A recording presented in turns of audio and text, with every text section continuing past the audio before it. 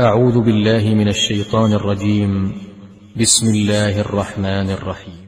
يا بني آدم لا يفتننكم الشيطان كما أخرج أبويكم من الجنة ينزع عنهما لباسهما ليريهما سوآتهما إنه يراكم هو وقبيله من حيث لا ترونهم إنا جعلنا الشياطين أولياء للذين لا يؤمنون وإذا فعلوا فاحشة قالوا وجدنا عليها آباءنا والله أمرنا بها قل إن الله لا يأمر بالفحشاء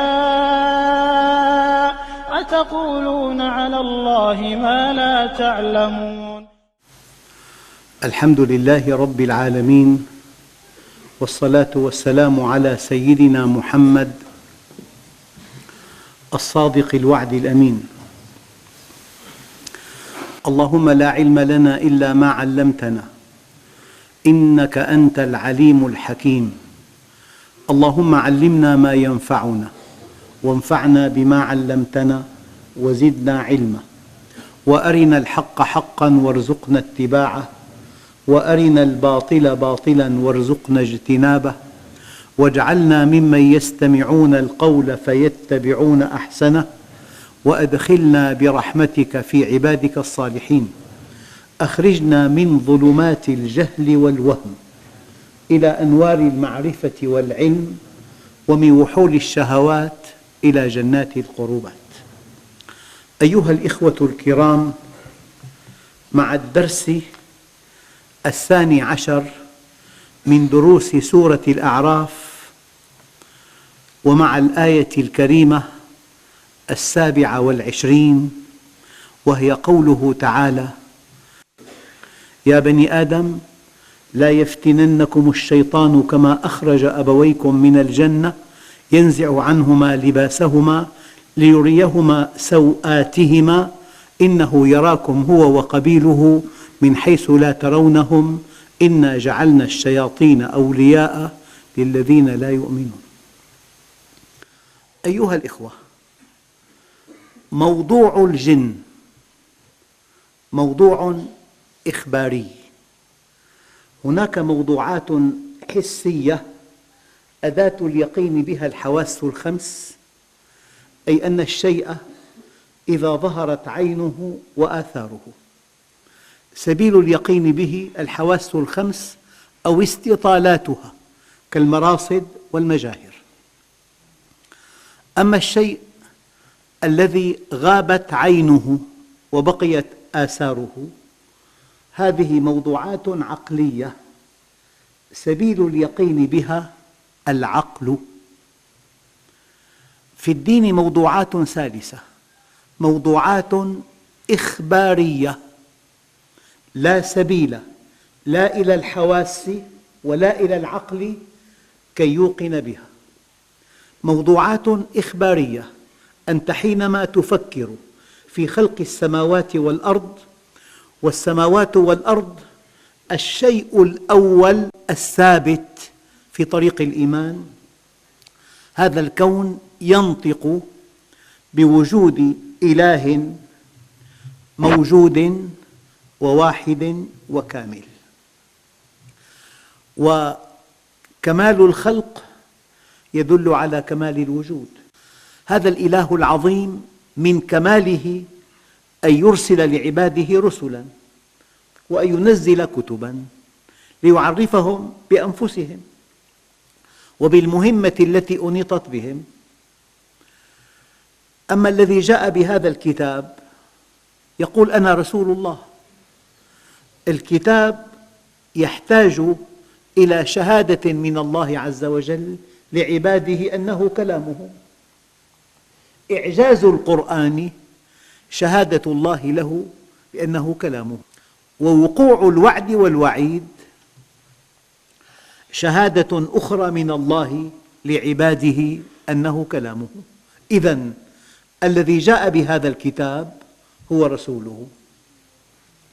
آمنا بالله موجوداً وواحداً وكاملاً عن طريق الكون، وآمنا بقرآنه على أنه كلامه القديم من خلال الإعجاز ووقوع الوعد والوعيد، وآمنا برسوله من خلال قرآنه.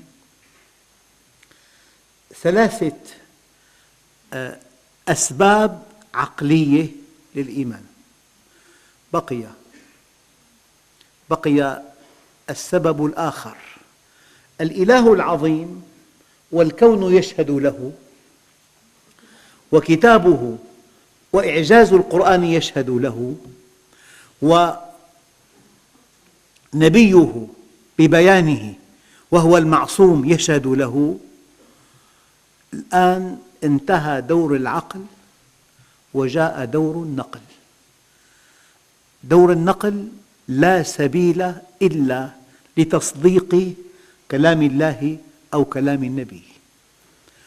الخبر الصادق. عن طريق النقل عرفنا أن هناك عالماً هو عالم الجن، فالإيمان بالجن تصديقي لا تحقيقي. الإيمان بوجود الله وأسمائه الحسنى وصفاته الفضلى إيمان تحقيقي.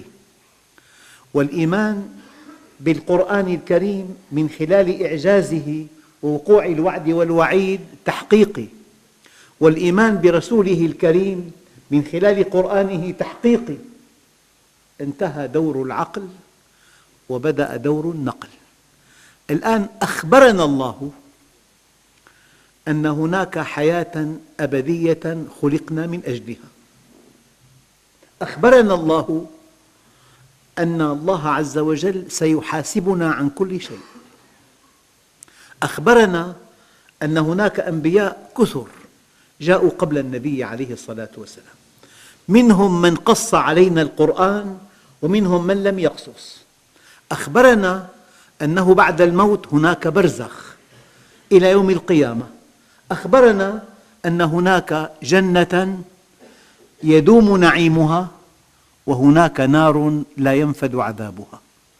هذه كلها إخباريات.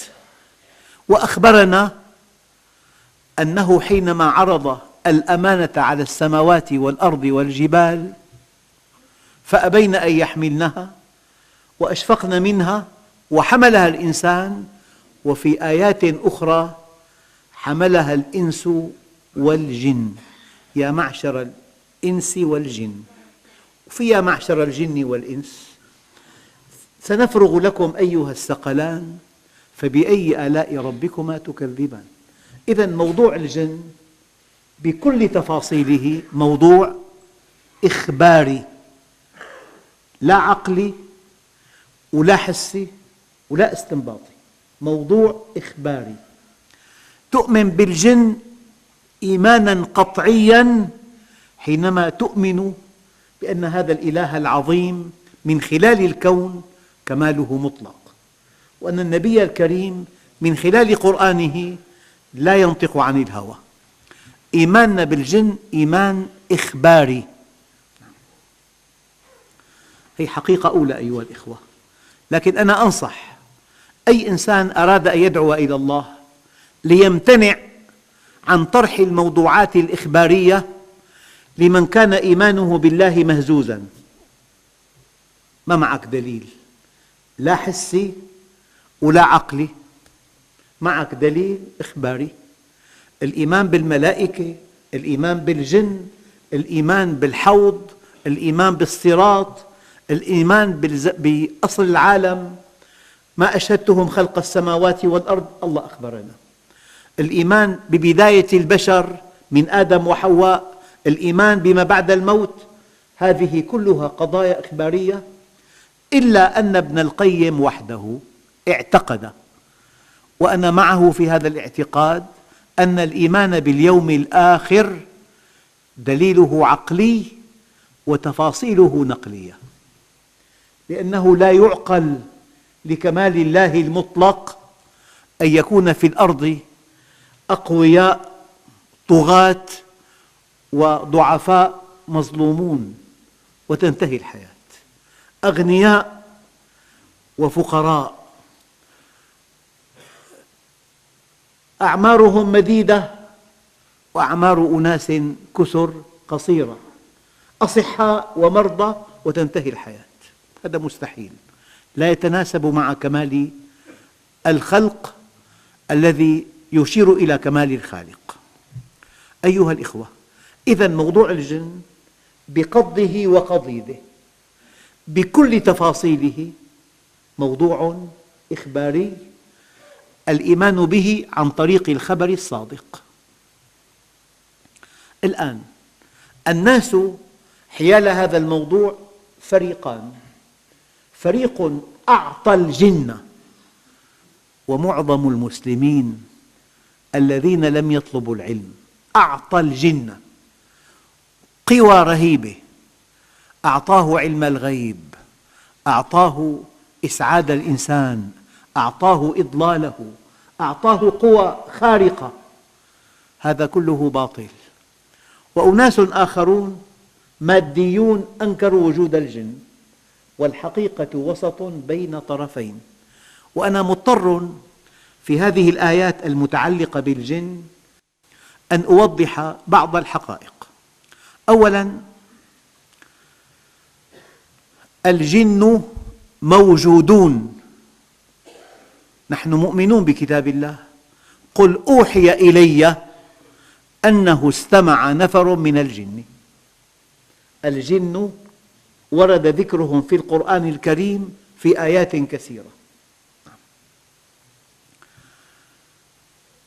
وهم متنوعون، منهم صالحون ومنهم طالحون، منا الصالحون ومنا دون ذلك كنا طرائق قددا.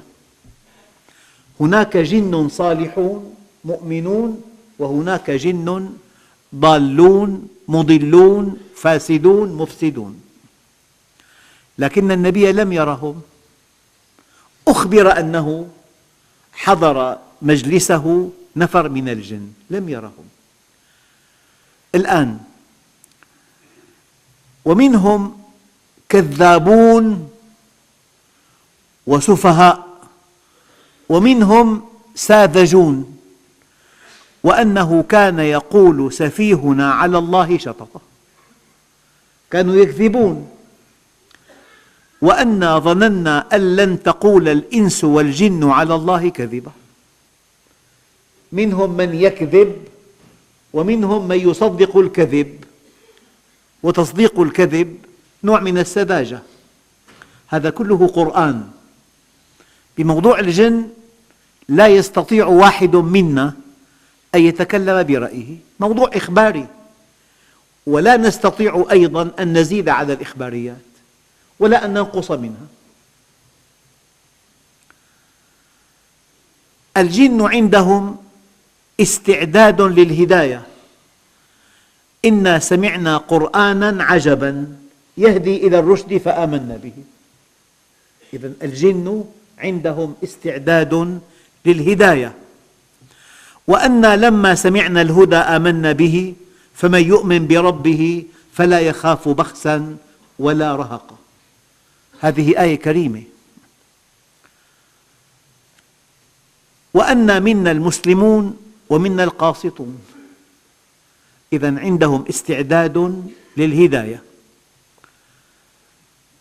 الآن الحقيقة الخطيرة، وهي أخطر حقيقة في هذا الدرس: لن ينتفع الإنس إطلاقاً إذا لاذوا بالجن، وأنه كان رجال من الإنس يعوذون برجال من الجن فزادوهم رهقا.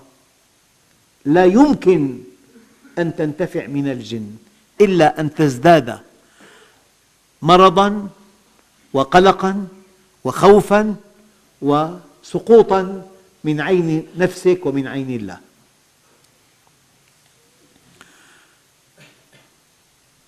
الدليل الآخر أو الحقيقة الخطيرة الأخرى أنهم لا يعلمون الغيب. الله عز وجل روى لنا قصة عن سيدنا سليمان، وقد كلف الجن بأعمال شاقة، ومات هذا النبي الكريم وما دل الجن على موته إلا دابة الأرض تأكل من سأته، فلما خر تبينت الجن أن لو كانوا يعلمون الغيب ما لبثوا في العذاب المهين. فلما قضينا عليه الموت، سيدنا سليمان ما دلهم على موته إلا دابة الأرض تأكل من سأته. أخواننا الكرام، الحقائق هذه يمكن أن تركل بها مليون قصة ما لا أصل. الجن لا يعلمون الغيب، بل سيد الخلق وحبيب الحق لا يعلم الغيب. قل لا أعلم الغيب، ولو كنت أعلم الغيب لاستكثرت من الخير وما مسني السوء. لا أملك لكم نفعا ولا ضرا، سيد الخلق وحبيب الحق، بل لا يملك لنفسه نفعا ولا ضرا. بل قل إني أخاف إن عصيت ربي عذاب يوم عظيم. ولو تقول علينا بعض الأقاويل لأخذنا منه باليمين ثم لقطعنا منه الوتين فما منكم من أحد عنه حاجزين. واضح؟ لذلك الجن لا يقدرون أن يفعلوا شيئا. وقال الشيطان لما قضي الأمر إن الله وعدكم وعد الحق ووعدتكم فأخلفتكم. دققوا: وما كان لي عليكم من سلطان إلا أن دعوتكم فاستجبتم لي فلا تلوموني ولوموا أنفسكم ما أنا بمصرخكم ولا أنتم بمصرخي إني كفرت بما أشركتموني من قبل. هذا القرآن وهذه الحقائق. في ضوء هذه الحقائق يمكن أن تركل بقدمك مليون قصة لا أصل لها ولا واقع لها ولا مؤدى لها. والله لولا أنني أعلم علم اليقين أن مساحات شاسعة من بلاد المسلمين يؤمنون بخرافات وأساطير وترهات وخزعبلات ودجل وابتزاز لما ذكرت هذا الموضوع. ومثقفون ومن يحمل شهادة عليا والذين يعملون في هذا الحقل يبتزون أموال الناس، وفي حالات كثيرة ينتهكون أعراضهم إن كن نساء. يبتزون أموال الناس وينتهكون أعراضهم، وأنت حينما تتصور أن جنياً اقترب منك بوسوسة أو بتزيين شهوة أو بإثارة فتنة، يكفيك أن تقول أعوذ بالله من الشيطان الرجيم ويحترق الجني. وإما ينزغنك من الشيطان نزغ فاستعذ بالله. سهل الأمر. إن الذين اتقوا إذا مسهم طائف من الشيطان تذكروا فإذا هم مبصرون. معك سلاح فتاك أن تستعيذ بالله. لك محتاج واحد يقول لك بدي ديك أسود بالذات، بدي خروف مونس، وبدي 1000 ليرة، وأنا بطلع لك إياه. بيكتب لك كلمات ما لها معنى إطلاقاً، بيتكلم كلام ما له معنى إطلاقاً. وإذا المستجير كان امرأة اعتدى على عرضها. هذا واقع كل يوم، وعندي قصص وموثقة. كفانا خرافات وكفانا خزعبلات وكفانا أوهام وكفانا أخطاء وكفانا عقائد زائغة وباطلة. الآية الأصل في هذا الموضوع: وقال الشيطان لما قضي الأمر إن الله وعدكم وعد الحق ووعدتكم فأخلفتكم وما كان لي عليكم من سلطان إلا أن دعوتكم فاستجبتم لي فلا تلوموني ولوموا أنفسكم ما أنا بمصرخكم وما أنتم بمصرخي، لا يعلم الغيب ولا يقدر أن يفعل معك شيئا. أيها الإخوة، لذلك علامة عقلك وعلامة سلامة عقيدتك وعلامة حسك الإيماني الأصيل أن تركل كل هذه القصص وتلك المحاولات وهذه الأوهام والأباطيل والخزعبلات والكذب والدجل بقدمك، ولا تعبأ بذلك. إن عبادي ليس لك عليهم سلطان، تكفيك هذه الآية. كن عبدا لله، ولن تستطيع الجن بأكملهم أن ينالوا منك. إن عبادي ليس لك عليهم سلطان وما هم بضارين به من أحد إلا بإذن الله. صار في أمراض نفسية، صار في وساوس متسلطة، صار في خوف، صار في قلق وهلع وجبن، ابتزاز. أيها الإخوة الكرام، أما الآية التي نحن بصددها، الله عز وجل خلق آدم وخلق حواء، وهم مكلفون أن يعبدوا الله عز وجل. لو أنه خلقهم في الأرض مباشرة لا في جنة الأرض، لو أنه خلقهم كما نحن عليه، سيدنا آدم والسيدة حواء يفتقران إلى خبرة متعلقة بالشيطان. لذلك كان الدرس البليغ لسيدنا آدم ولحواء ولذرية آدم من بعده إلى يوم القيامة: إن الشيطان لكم عدو فاتخذوه عدوا. الشيطان يكرهك بزوجتك ويزين لك امرأة أجنبية لا تحل لك، لها زوج ولها أولاد، والقصص في هذا الموضوع لا تعد ولا تحصى. الشيطان يخوفك أن تنفق مالك، إنما ذلكم الشيطان يخوف أولياءه فلا تخافوهم وخافوني إن كنتم مؤمنين. الشيطان يزين لك المعصية: لأقعدن لهم صراطك المستقيم ولآتينهم من بين أيديهم ومن خلفهم وعن أيمانهم وعن شمائلهم ولا تجد أكثرهم شاكرين.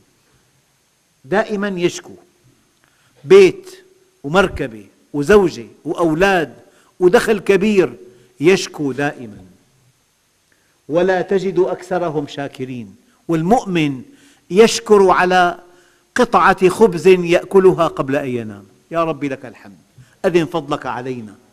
يشكر الله على صحته، على أن آواه في بيت، وكم ممن لا مأوى له. ونحن جميعا ينبغي أن نشكر الله على نعمة الأمن في بلادنا. ترون ماذا يجري حولنا. أيها الإخوة الكرام، لآتينهم من بين أيديهم، تقدم ومجتمع الحضارات والمرأة نصف المجتمع والعولمة، دين جديد هذا، يعني حيواني. نعم، هي من بين أيديهم ومن خلفهم. نعود إلى الآراميين، نعود إلى أقوام وثنية بمصر الفراعنة، ونغفل الإسلام منهج الله في الأرض. وعن أيمانهم: وضوءك ما صح، ما شعرت ببلل، وساوس متسلطة، والله مئات، والله ألوف. بيبقى بالحمام 5 ساعات، بعيد الوضوء 5 مرات، بعيد الصلاة 7 مرات، وسوسة. وعن أيمانهم يعني بيمنعوا يعمل خير، بدليل أنه الآن الناس، أنت ترائي للناس بهذا العمل، إذن لا تفعل هذا الخير. والله عشرات، بل بضع عشرات من الإخوة بسذاجة عجيبة توقف عن فعل الخير، قال لئلا يكون مرائيا. من قال لك ذلك؟ هي من الشيطان، هي عن أيمانهم. يعني لما قصفت أفغانستان في رمضان، هذا وحيد القرن سألوه إنه معقول تقصفها برمضان؟ هذا شهر مقدس. قال بدر برمضان كانت كمان. فالشيطان داخل أمور ديننا بشكل دقيق جدا. لآتينهم من بين أيديهم ومن خلفهم وعن أيمانهم، وعن أيمانهم. يأتيك من الجانب الإسلامي أنه الفاتحة فيها 14 شدة، في واحدة ما نقصتها الصلاة باطلة، راحت الصلاة. بتلاقي بيقع الإنسان المؤمن الطيب البسيط بوساوس متسلطة تسحقه. مين خلق الله؟ بيموت منها هي. أنا جوابي: أي خاطر يزعجك ليس منك، اطمئن، هذا من الشيطان، ولا تعبأ به ولن تحاسب عليه، لأنك انزعجت منه. لو كان منك لما انزعجت منه، لروجته وارتحت إليه. لذلك يمكن أن تنسى كل هذه الخطرات التي لا تعجبك. شيء آخر، الله عز وجل لا يحاسب إلا على العمل. اطمئن، مهما جاءتك الخواطر التي لا ترضيك لن تحاسب عليها. لا تحاسب إلا على عملك فقط، لا على خواطرك. أيها الإخوة، يا بني آدم، أدخل آدم عليه السلام الجنة، جنة الأرض، وكان وضعه في جنة الأرض كوضعه في جنة السماء. ما في عورة، ولا في تناول طعام إلى داخل الجسم. النفس محيطة بالجسم، كلها أعين، كلها آذان، يكفي أن يخطر في بال شيء تكون عنده. هذا وضع الجنة. فلما أكل من الشجرة صار في أجهزة، صار في هضم، صار في فضلات، صار في بول، صار في براز، صار في جهد، صار في حدود. تأكل تفاحة ما بتقدر تكمل، ما بتقدر. لذلك أيها الإخوة، أراد الله عز وجل من أن يكون آدم في الجنة ليتلقى درساً بليغاً أن معركة الحق والباطل معركة أزلية أبدية. قال: اهبطوا بعضكم لبعض عدو. هذه العداوة في الأرض أرادها الله وسمح بها لحكمة بالغة، لأن الحق لا ينمو إلا بالتحدي، ولأن أهل الحق لا يستحقون الجنة إلا بالبذل والتضحية. درسين: معركة الحق والباطل معركة أزلية أبدية. الدرس الثاني: إن الشيطان لكم عدو فاتخذوه عدوا. الآن جنة آدم التي في الأرض كانت قبل التكليف. جنة آدم التي في الأرض كانت قبل التكليف، لكن جنة السماء التي وعد بها المتقون تكون بعد التكليف، ولا يمكن لإبليس أن يدخلها، ولا يمكن لمن دخلها أن يخرج منها. الفرق الدقيق. لذلك الآن صار في تكليف، صار في افعل ولا تفعل، وعندك خبرة. عندك خبرة بإبليس، كيف أنه أغرى آدم بمعصية الله فبدت العورة. هذا قانون. أية معصية لله من نتائجها عورة. يعني إذا أكلت مال حرام أنت متهم عند الناس أنك لص، لا سمح الله ولا قدر. هي عورة. في عورات مادية، في سوءة، عورة مغلظة، الفخذ عورة، لكن في عورات نفسية. الخيانة عورة. لماذا الخائن يكاد يموت دناءة؟ خان أمته لأنه. فالخيانة عورة، الكذب عورة. الغش عورة، أية معصية لله عز وجل ينتج عنها عورة تسوءك أولاً. وحينما عصى آدم ربه بدت عورته.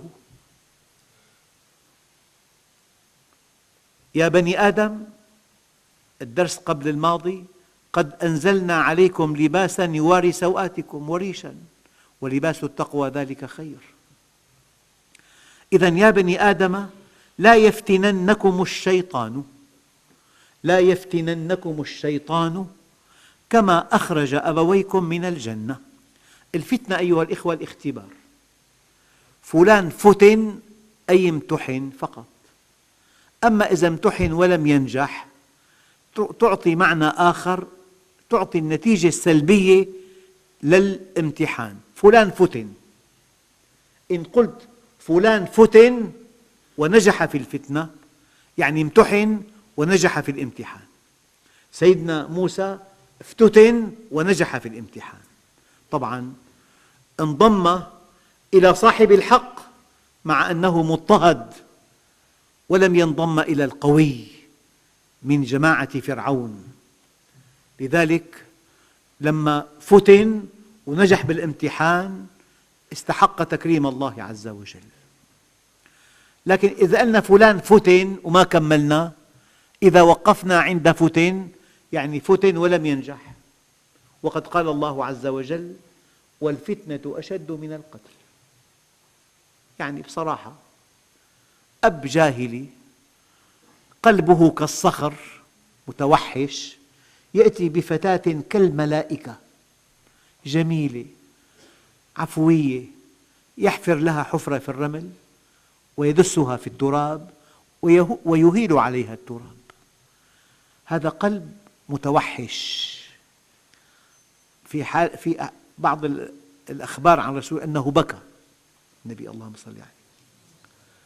أما الذي يطلق لابنته العنان، ترتدي الثياب الضيقة والشفافة والفاضحة والقصير والطويل والمكياج والشعر، وتفتن الشباب في الطرقات وتدعو الناس إلى الانحراف الأخلاقي.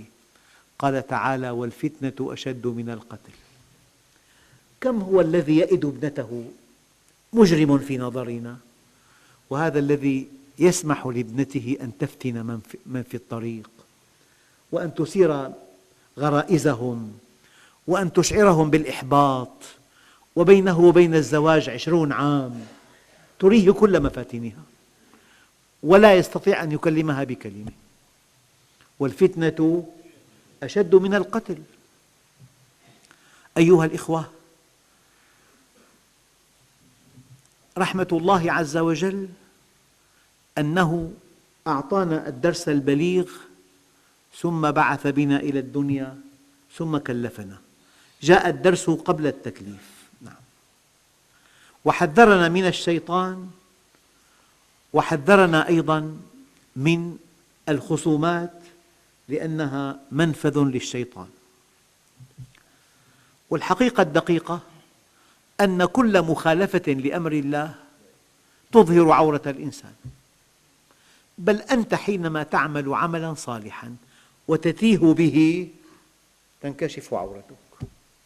قال: رقصت الفضيلة تيها بفضلها فانكشفت عورتها. حتى لو حدثت إنسان: أنا فعلت كذا، فلان لحمه من خيري، انكشفت عورتك، مننت عليه. الاستعلاء والمن والإيذاء باللسان عورات كلها. وصدقوني أيها الإخوة أن الإنسان أحياناً تنكشف عورته عند الطبيب يموت خجلاً، لكن حينما يعصي الله عز وجل ويأتي يوم القيامة وقد قابل إحسان الله بالإساءة إلى خلقه، ورد في بعض الآثار في الجامع الصغير: إن العار ليلزم المرء يوم القيامة حتى يقول: يا رب، لإرسالك بي إلى النار أهون علي مما ألقى، وإنه ليعلم ما فيها من شدة العذاب. لذلك العورة عورتان: عورة مادية وهي السوءة، وعورة أخلاقية وهي المعصية والإثم.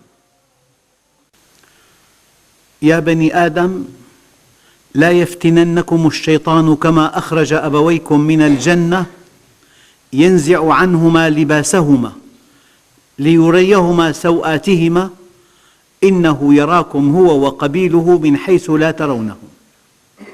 يعني المعاصي تري السوءات، ولكن الشياطين نحن لا نراهم. يقول لك دخل، جلس هنا، رأيته، كله خلط. الإنسان لا يرى الجن، والنبي كذلك ما علم أن الجن حضرت مجلسه إلا بعد أن أخبره الله. إنه يراكم هو وقبيله من حيث لا ترونهم إنا جعلنا الشياطين أولياء للذين لا يؤمنون أما المؤمنون وليهم الله، أما الذين لا يؤمنون أولياؤهم الطاغوت. أولياؤهم واحد بيزين الزنا، واحد بيزين الربا، واحد بيزين الاختلاط، واحد يدفع إلى الخصوم الزوجية. كل جني موكل بمعصية، إذن هم عدد كبير. أما الله عز وجل ولي الذين آمنوا.